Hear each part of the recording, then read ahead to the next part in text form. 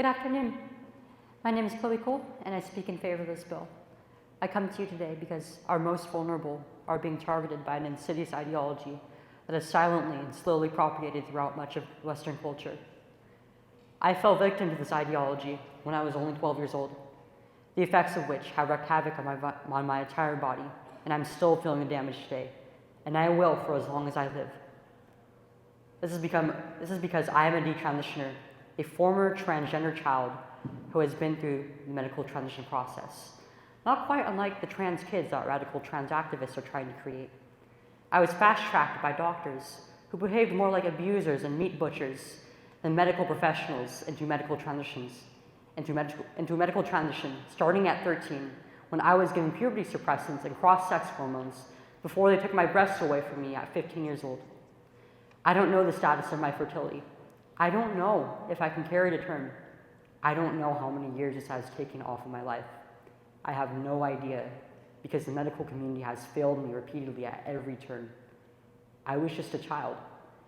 I didn't deserve any of this, but I have to live with chronic physical and psychological pain because of this.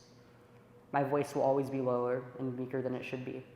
Parts of my body have been masculinized permanently, and because my puberty was disrupted when I was barely a teenager, I have stopped growing, and I will never develop quite like I was supposed to.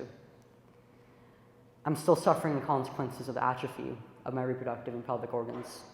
I will never be able to breastfeed, and I have no idea for how much longer these big wounds on my chest will be leaking fluid every day.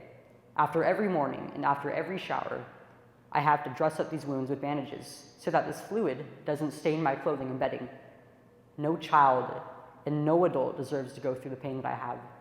If this is the outcome with fully supportive parents, with the best resources possible, do you really think it would be any better if we hide it from parents? The best data we have on social transition in minors from the AAP says that once social transition is affirmed, around 90% or more will continue on to medicalization. In another study, if the child's identity is not affirmed, the vast majority of kids will desist before the age of 18. They grow out of it when they are just given the chance to be kids. How are teachers and school administrators qualified to administer complex psychological interventions like social transition, knowing that by initiating this intervention, it will lead to lifelong medical experimentation? We have a chance today to turn the tide in New Hampshire. It is of the essence that we fight this because there are vulnerable children, many of whom are gay or on the spectrum. Children just like me who are counting on us. Don't wait a decade until there are hundreds of me standing in front of you. This is our last chance. Thank you.